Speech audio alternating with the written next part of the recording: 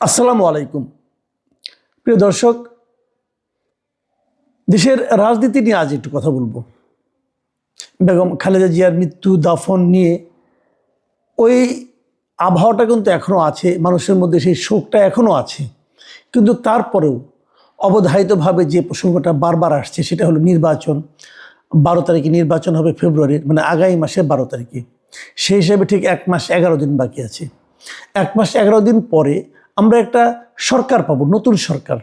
এই অন্তর্বর্তীকালীন সরকারের যে গুমোট একটা শাসন, তার সম্ভবত একটা অবসান ঘটবে। আমরা এমন একটা সরকার পাবো যার কাছে আমরা জবাবদিহিতার কথা বলতে পারবো।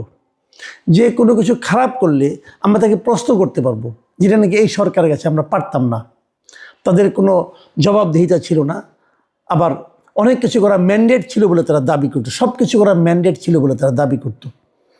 যাই হোক, সেটা তো আমাদের জন্য একটা, আমি মনে করবো একটা দুঃস্বপ্ন ছিল আমাদের।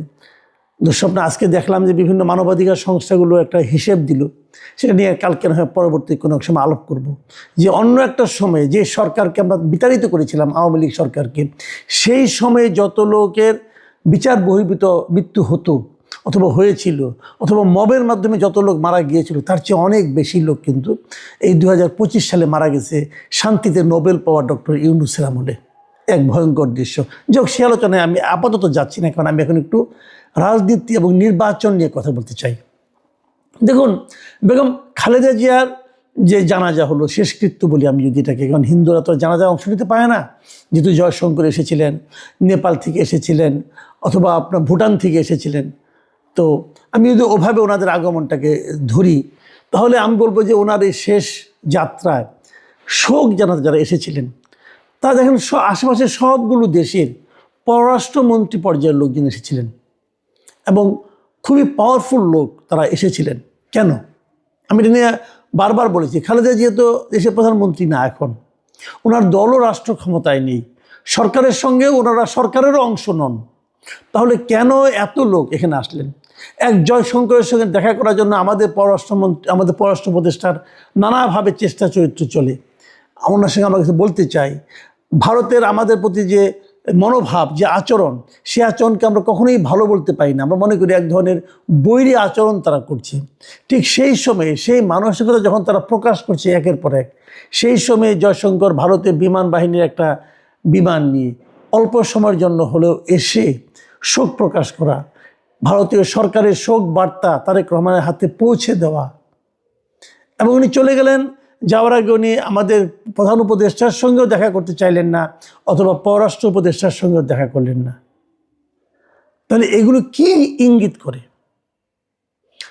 আমার মনে হয় ইঙ্গিত যেটা করে সেটা আপনারা খুব ঠান্ডা মাথায় চিন্তা করেন। ভারত কিন্তু আগেও বারবার বলেছে যে আমরা অবশ্যই একটা নির্বাচিত সরকারের সঙ্গে সম্পর্ক রাখতে চাই।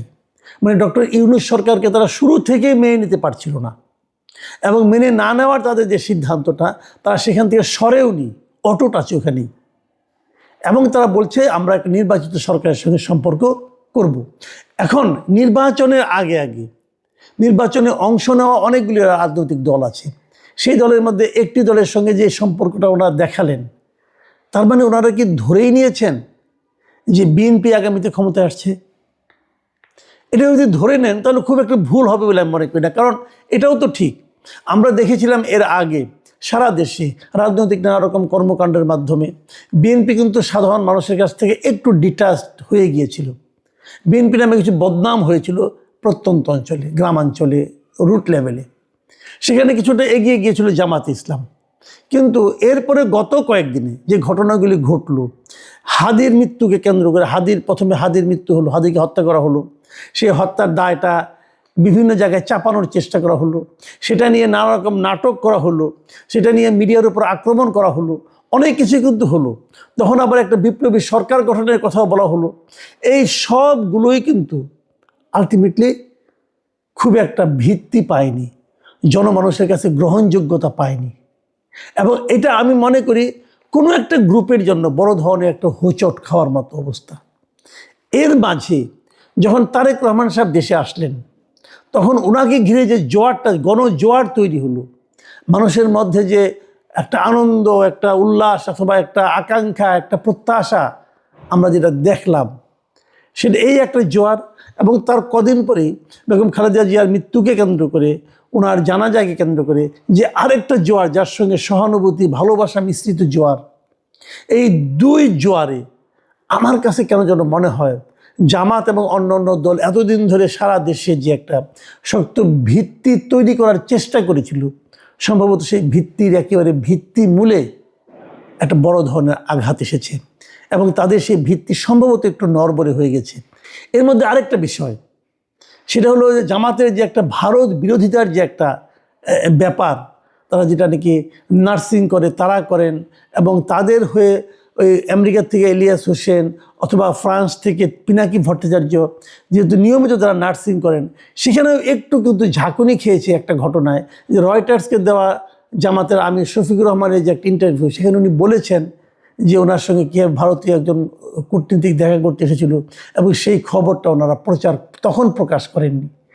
এটার সঙ্গে অনেকে আবার জিএম কাদেরের ওই আগের আগে গত নির্বাচনের আগে যে আপনার 23 সালের যে ঘটনাটা, যে ভারত থেকে দেখা করে আসছেন, ওনাদের অনুমতি ছাড়া প্রকাশ করতে পারছেন না, ওই যে মেরুদণ্ডহীন একটা বক্তব্য উনি রেখেছিলেন, তার সঙ্গে অনেকে মিল খুঁজে পান। আমি অবশ্য অতটা পাই না এই কারণে এখানে তো জামাতের আমি নিজেই সেটাকে কিন্তু আবার পরবর্তী সময় রয়টার্সকে ডিসক্লোজ করেছেন, উনি যেটা গোপন রাখেননি আসলে, সেই হিসেবে আছে। কিন্তু মানুষের মনে কিন্তু ওই যে প্রশ্নটা, যে ভারতের ব্যাপারে যে একটা আপোষহীন মনোভাব জামাতের থাকতো অথবা আছে বলে মনে করা, সেখানে কিন্তু একটু হলো চিট ধরেছে।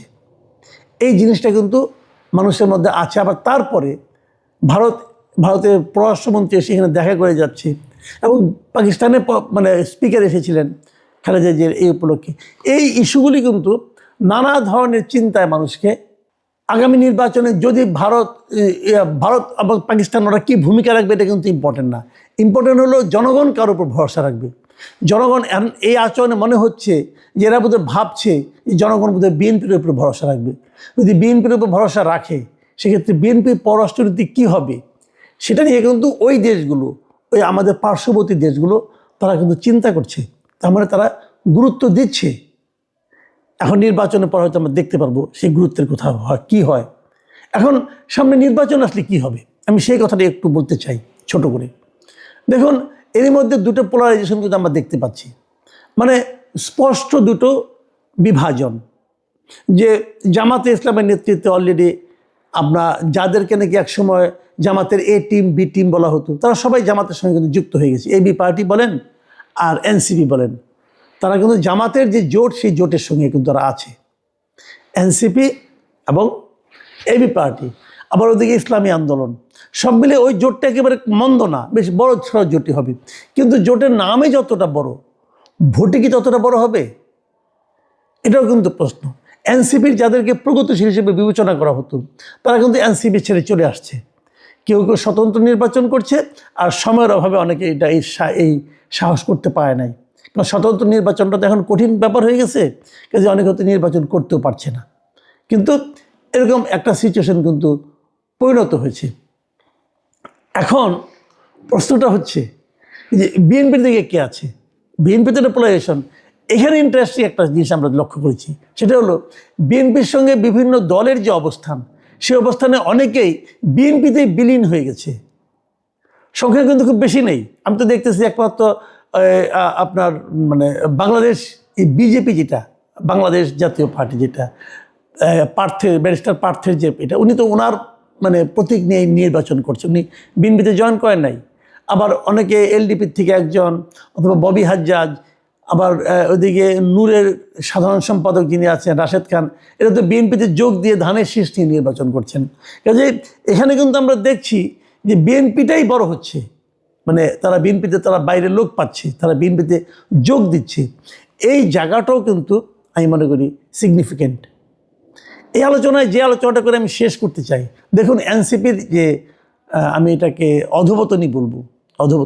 এনসিপি শুরু থেকেই দেখেন, যারা যেভাবে আন্দোলন করেছিল সংস্কারের নামে, নানা রকম যে কোনো একটা ইস্যু হলে তারা একটা ইস্যু দাঁড় করে বলতে এটা করতে হবে, সংস্কার করতে হবে, সংস্কারের জন্য জুলাই সনদ করতে হবে, কত কিছু তারা করলো। এখন তারা সব ভুলে গেছে, কিন্তু এখন ওগুলো নিয়ে আলোচনা হচ্ছে না। আচ্ছা একটা কথা বলেন, আমি যে কথাটা বলে শেষ করতে চাই আর কি, আমার কাছে খুব হাসিও লাগে, রহস্যও লাগে, আমি বুঝি না জিনিসটা কি। এই মানে বাচ্চা বাচ্চা ছেলেমেয়েরা এরা এখানে একত্রিত হয়েছিল, চিৎকার চেঁচামেচি শুনতাম, কিন্তু ঠান্ডা মাথায় কোনো চিন্তা দেখতাম না।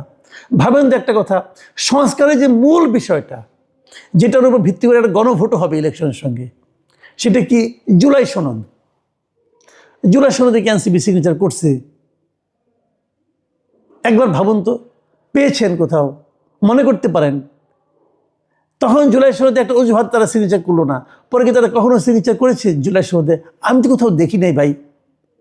তাহলে আগামী নির্বাচনে যখন এই জুলাই সনদের উপর যখন গণভোট হবে, তখন এনসিপির অবস্থানটা কী দাঁড়াবে? এদের ভোট কত আছে এটা হয়তো আগামী নির্বাচনে দেখতে পারবেন আপনারা। আমার খুব আশা ছিল যে ঢাকা 10-এ যদি আসিফ মাহমুদ সজীব ভাই ইলেকশন করতেন, আমি দেখতাম কত ভোট পান। উনি আগে বুঝতে পারছেন নির্বাচনের শখ ওনার উঠে গেছে, টাকা পয়সা যা ইনকাম করছেন ওরা খরচ করতে চান না আর কি। যাই হোক, ভালো, এটাও ভালো, মানে আত্মসম্মান রক্ষার সবাই তো অধিকার আছে, উনিও সেই অধিকার প্রয়োগ করেছেন। বাকি যারা আছেন দেখি কত ভোট পায়। প্রিয় দর্শক, এখানে পর্যন্তই। আল্লাহ হাফিজ।